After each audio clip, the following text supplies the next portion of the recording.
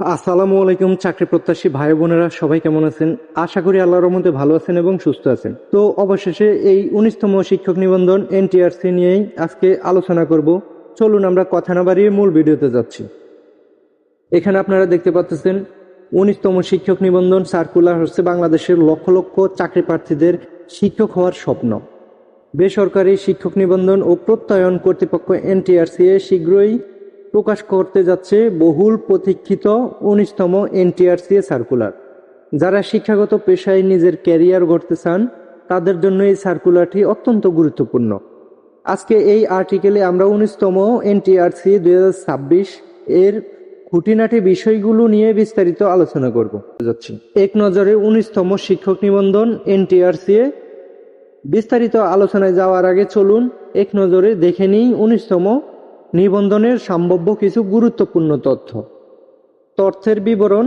বিস্তারিত কর্তৃপক্ষ বেসরকারি শিক্ষক নিবন্ধন ও প্রত্যয়ন কর্তৃপক্ষ এনটিআরসি। সার্কুলারের নাম 19তম শিক্ষক নিবন্ধন পরীক্ষা। আবেদনের মাধ্যম অনলাইনে আপনারা আবেদন করা লাগবে, অফলাইনে কোনো আবেদন গ্রহণযোগ্য হবে না। আপনারা অনলাইনে টেলিটক সিমের মাধ্যমে আবেদন করতে হবে। শিক্ষাগত যোগ্যতা ন্যূনতম স্নাতক বা সমমান, অর্থাৎ আপনি এখানে শিক্ষাগত যোগ্যতা দেওয়া আছে ডিগ্রি বা অনার্স। এই পদে আপনারা 19তম শিক্ষক নিবন্ধনে আপনারা এইচএসসি এবং অনার্স বা ডিগ্রি পাশে আপনারা আবেদন করতে পারবেন, অর্থাৎ ইন্টারমিডিয়েট পাশে বা ডিগ্রি পাশ বা অনার্স পাশে স্নাতকে আপনারা আবেদন করতে পারবেন। বয়স সীমা অনুরোধ 35 বছর, অর্থাৎ বয়স সীমা আপনারা সর্বোচ্চ 35 বছর হলে আবেদন করতে পারবেন। অফিসিয়াল ওয়েবসাইট, এই ওয়েবসাইটটিতে আপনারা গিয়ে আবেদন করতে পারবেন। নতুন নিয়োগ পদ্ধতি আসছে 200 নম্বরের পরীক্ষা, অর্থাৎ আপনাদের যে পরীক্ষা হবে সেই পরীক্ষাটি হবে আপনাদের 200 নম্বরের পরীক্ষা। 19তম শিক্ষক নিবন্ধনে শুধুমাত্র সময়ের পরিবর্তন নয়, বরং পরীক্ষার পদ্ধতিতেও বড় ধরনের সংস্কার আসার সম্ভাবনা রয়েছে। শিক্ষক নিবন্ধন এবং এনটিআরসি এর সূত্রে জানা গেছে এবারের নিয়োগ পদ্ধতিতে আমূল পরিবর্তনের প্রস্তাব করা হয়েছে। কেমন হতে পারে মানবন্টন? নতুন প্রস্তাবনা অনুযায়ী স্কুল, কলেজ, মাদ্রাসা ও ক্যাটাগরি এই তিন বিভাগেরই জন্য মোট 200 নম্বরের পরীক্ষার প্রস্তাব করা হয়েছে।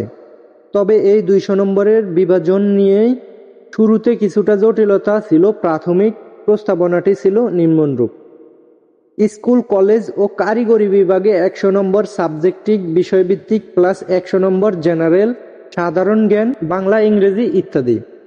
মাদ্রাসা বিভাগ 140 নম্বর সাবজেক্টিভ প্লাস 60 নম্বর জেনারেল।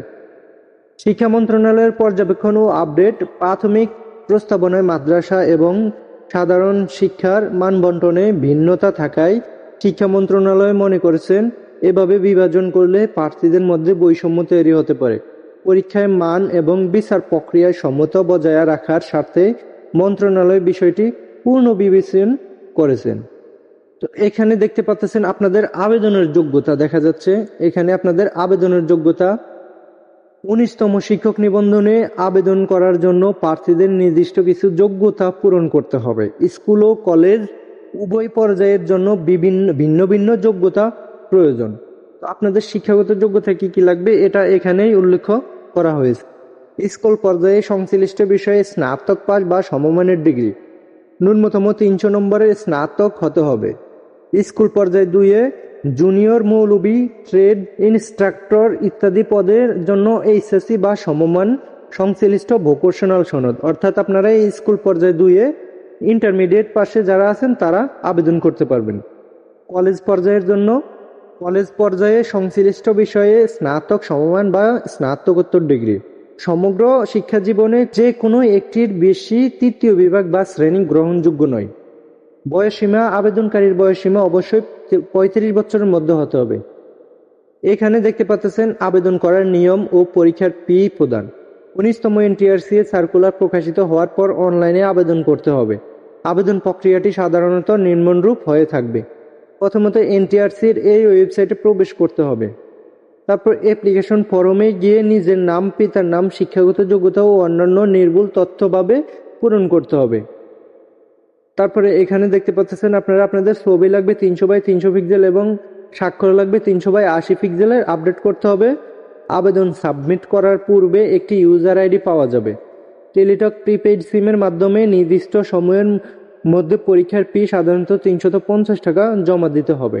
তো এইখানে দেখতে পাচ্ছেন আপনারা 19তম নিবন্ধনের এমসিকিউ সিলেবাস ও প্রস্তুতির জন্য ভালো ফলাফলের জন্য সিলেবাস সম্পর্কে স্বচ্ছ ধারণা থাকা জরুরি। 19তম এনটিআরসি সার্কুলার 2026-এর প্রস্তুতির জন্য নিচের বিষয়গুলোতে জোর দিন। এই বিষয়গুলো আপনারা ভালোভাবে পড়বেন। বাংলা 25 নম্বর, ব্যাকরণ, সাহিত্য ও ভাষাশৈলী। ইংরেজি 25 নম্বরের হবে গ্রামার, ট্রান্সলেট, ভোকাবুলারি। গণিত 25 নম্বরের হবে পাটিগণিত, বীজগণিত ও জ্যামিতি।